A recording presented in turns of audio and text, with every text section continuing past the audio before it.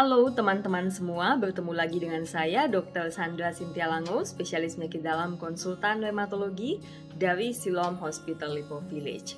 Hari ini saya akan membahas tentang spondyloartropati seronegatif. Tapi sebelum memulai pembahasan saya ingin mengingatkan teman-teman sekalian untuk tetap memperketat protokol kesehatan. Yang pertama, buat penyandang autoimun dan kelompok berisiko tinggi lainnya, dianjurkan untuk menggunakan masker medis atau masker bedah yang tentunya digunakan dengan cara yang benar menutupi hidung dan mulut. Yang kedua, rajin mencuci tangan dengan air mengalir selama kurang lebih 20 detik. Dan yang ketiga, menghindari kerumunan dan menjaga jarak dengan orang lain. Teman-teman sekalian, saya akan memulai pembahasan tentang spondyloartropati seronegatif. Nah, ini sebenarnya merupakan salah satu penyakit rematik autoimun. Nah, yang perlu teman-teman ingat bahwa ini bukanlah suatu penyakit tunggal, tetapi merupakan suatu kelompok penyakit dengan ciri khas yang sama. Nah, apa ciri khasnya? Yang pertama adalah biasanya meskipun tidak semuanya memiliki gen HLA-B27 yang positif. Yang kedua, memiliki riwayat keluarga dengan gejala yang serupa. Jadi maksudnya ada dalam anggota keluarga yang memiliki jenis penyakit yang mirip dengan teman-teman sekalian. Dan yang ketiga adalah faktor rheumatoid yang negatif. Nah, itu adalah persamaan. Nah, teman-teman, sekali lagi bahwa ini bukan merupakan suatu penyakit tunggal. Nah, dalam klasifikasi terdahulu ada beberapa penyakit yang tergolong dalam spondyloartropati seronegatif. Misalnya ankylosing spondylitis, kemudian reaktif artritis, artritis pada psoriatik, IBD related artritis. Nah, ini adalah golongan-golongan penyakit yang termasuk dalam spondyloartropati seronegatif. Nah, sebenarnya apa gejala daripada spondyloartropati seronegatif ini? Nah, gejalanya ini bisa sangat bervariasi dan berbeda antara satu orang dengan orang yang lain. Namun, umumnya gejala yang paling sering terkena atau paling dominan adalah nyeri pinggang. Nah, nyeri pinggang seperti apa? Mungkin teman-teman semua semua sudah pernah mengalami nyeri pinggang. Tapi untuk spondyloartropati seronegatif ini, nyeri pinggangnya sangat khusus dan disebut dengan nyeri pinggang inflamasi atau nyeri pinggang oleh karena peradangan. Nah, ternyata nyeri pinggang inflamasi ini ada kriteria khususnya, yaitu biasanya pada laki-laki kurang dari usia 40 tahun, kemudian dia tidak tiba-tiba timbulnya, tapi berlangsung perlahan-lahan dan makin hari makin memberat. Kemudian khas sekali biasanya nyeri pinggang inflamasi ini membaik dengan kita melakukan aktivitas fisik dan malahan tidak membaik jika kita beristirahat. Dan seringkali teman-teman bisa terbangun di malam hari pada saat mengalami nyeri pinggang ini. Nah, ini adalah merupakan suatu kriteria klasifikasi baru dari spondyloartropati seronegatif. Jadi kalau yang saya sebutkan tadi, yang ankylosing spondylitis dan yang lain-lain itu adalah kriteria yang digunakan pada dahulu. Jadi saat ini rheumatologis menggunakan suatu kriteria yang baru yang biasanya kita bagi menjadi dua, yaitu aksial, jadi pada pasien-pasien yang dominan mengalami nyeri pada tulang belakang, dan periferal pada pasien-pasien yang dominan mengalami nyeri pada sendi-sendi seperti sendi kaki dan sendi lutut.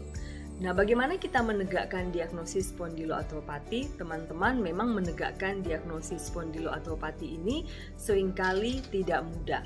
Jadi ada beberapa hal yang kita harus perhatikan. Nomor satu, biasanya yang akan kita cari adalah ada atau tidaknya nyeri pinggang.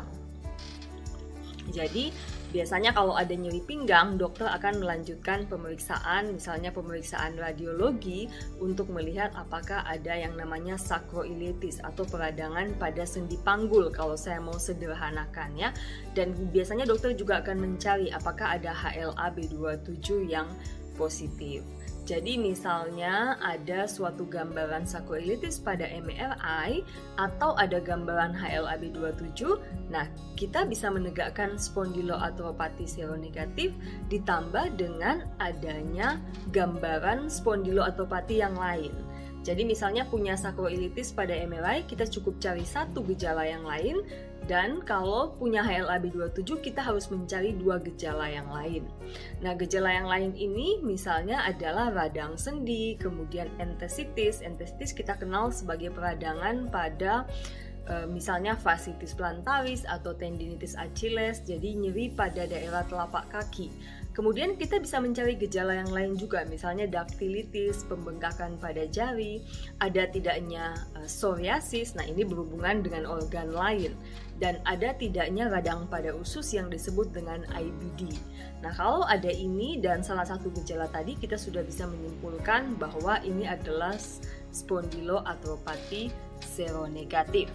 Nah, kadang-kadang kita menemukan pasien-pasien yang tidak ada nyeri pinggangnya, tapi hanya ada kelainan misalnya pada lutut dan pada kaki. Nah, apakah ini bisa diklasifikasikan sebagai spondyloartropati seronegatif?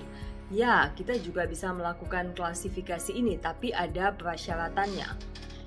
Nah, apa prasyarat itu? Teman-teman bisa melihat di sini dalam bagian ini. Jadi kalau ada hanya suatu keluhan seperti artritis dan entesitis, kita akan mencari gambaran daripada spondyloartropati seronegatif yang lain. Dan kalau ada, kita juga sudah bisa menegakkan diagnosis spondyloartropati seronegatif. Nah, teman-teman mungkin bingung ya, karena gejalanya sangat banyak sekali. Namun memang yang paling dominan adalah yang perlu teman-teman ingat adanya nyeri pinggang inflamasi. Kemudian gejala yang lain adanya radang pada sendi-sendi perifer, misalnya pada sendi lutut dan sendi engkel. Kalau kelainan-kelainan ini ditemukan pada seorang pria usia di bawah 40 tahun dan teman-teman menemukan kelainan-kelainan yang lain yang merupakan gambaran spondyloartropati, kita patut mencurigai apakah seseorang menyandang spondyloartropati atau tidak.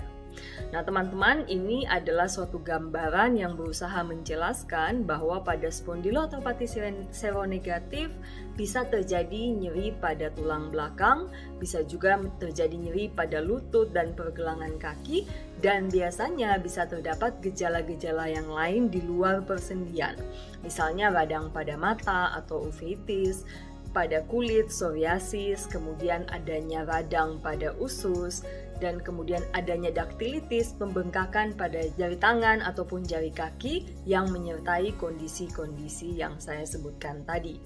Nah, teman-teman sekalian, jadi ini adalah merupakan suatu klasifikasi baru bagaimana seorang rheumatologis membedakan spondyloartropati seronegatif. Jadi kalau dulu dibagi menjadi beberapa jenis penyakit, nah ini adalah suatu klasifikasi baru. Yang pertama dibagi menurut manifestasi yang utama atau gejala yang utama. Kalau gejala yang utama adalah pada tulang belakang, itu disebut sebagai aksial spondyloartropati.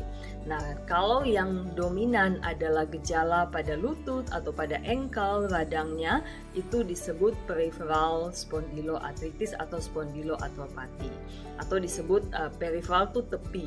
Jadi yang dominan adalah nyeri pada lutut dan nyeri pada kaki. Nah, teman-teman sekalian, sekali lagi di sini mungkin bagannya lebih jelas ya. Jadi kalau axial symptom dominannya nyeri pada tulang belakang.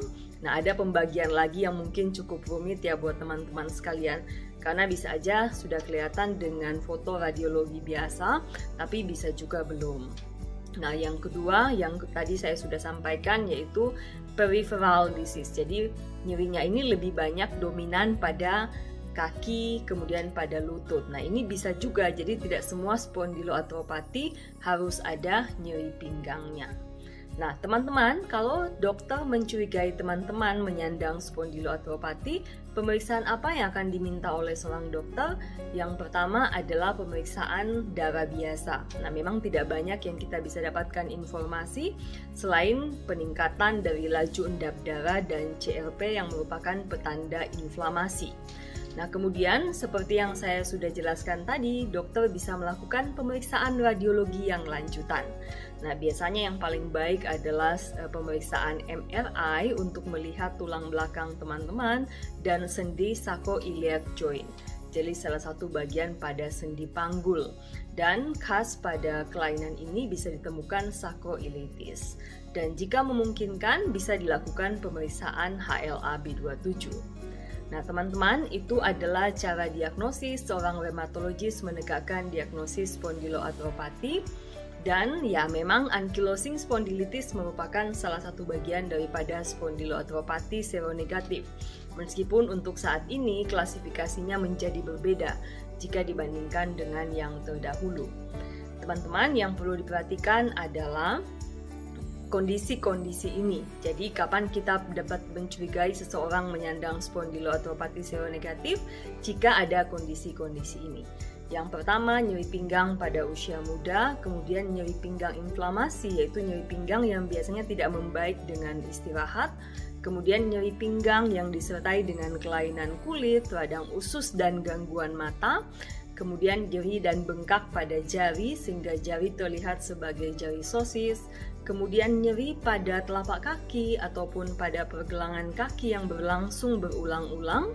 Nah, kalau teman-teman menemukan gejala-gejala yang seperti yang saya sudah sampaikan tadi, mungkin teman-teman menyandang spondiloartropati seronegatif. Segera konsulkan keadaan Anda kepada seorang konsultan rheumatologi atau spesialis penyakit dalam konsultan rheumatologi terdekat. Demikian penjelasan saya, semoga bermanfaat. Salam sehat selalu.